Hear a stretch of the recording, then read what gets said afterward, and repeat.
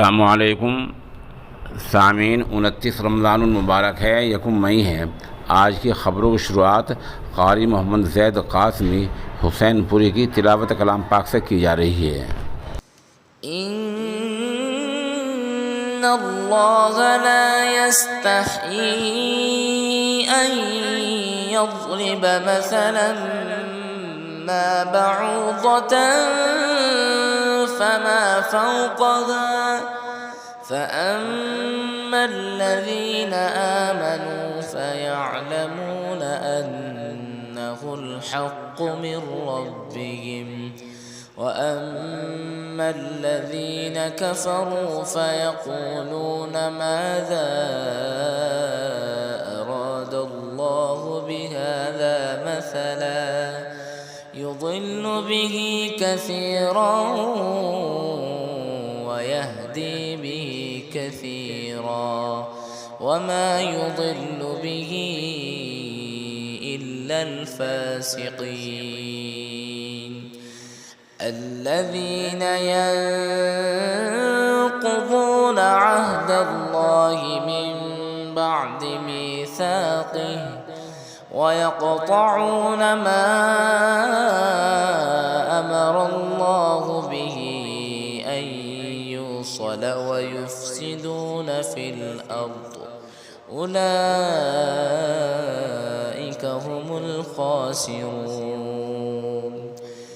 كيف تكفرون بالله وكنتم أمواتا فأحياكم ثم يميتكم ثم يحييكم ثم إليه ترجعون هو الذي خلق لكم ما في الأرض جميعا ثم استوى إلى السماء فسواهن 7 سماوات وهو بكل شيء عليم وإذ قال ربك للملائكة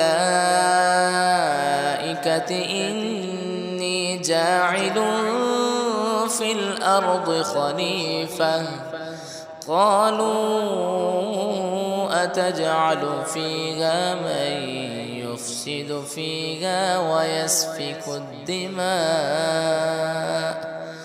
ونحن نسبح بحمدك ونقدس لك قال إني أعلم ما لا تعلمون وعلم آدم الأسماء كلها ثم عرضهم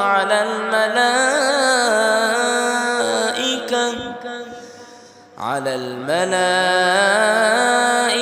فقال أنبئوني بأسماء هؤلاء إن كنتم صادقين قالوا سبحانك لا علم لنا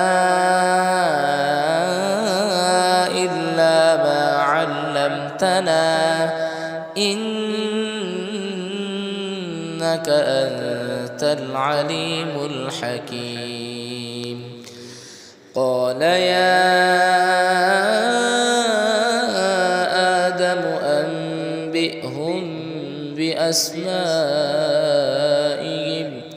فلما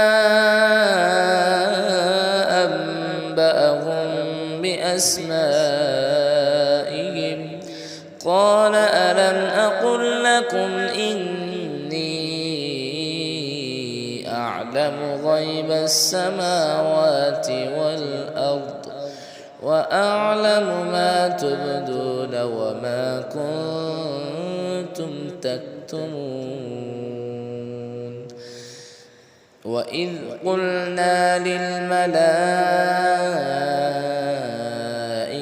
اسجدوا لآدم فسجدوا إلا إبليس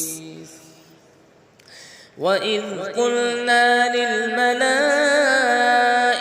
اسجدوا لآدم فسجدوا إلا إبليس أبى واستكبر وكان من الكافرين.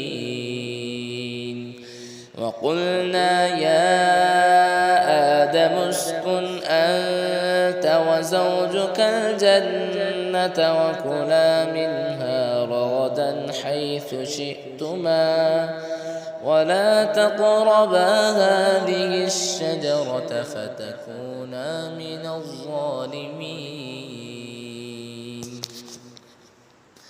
فأزلهما الشيطان عنها فأخرجهما مما كانا فيه وقلنا اهبطوا بعضكم لبعض عدو ولكم في الأرض مستقر ومتاع إلى حين. فتلقى آدم من ربه كلمات فتاب عليه إنه هو التواب الرحيم. قل اهبطوا منها جميعا فإما يأتينكم مني هدى فمن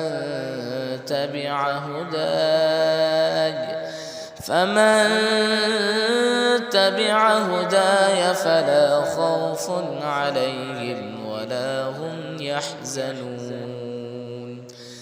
والذين كفروا وكذبوا بآياتنا أولئك أصحاب النار هم فيها خالدون.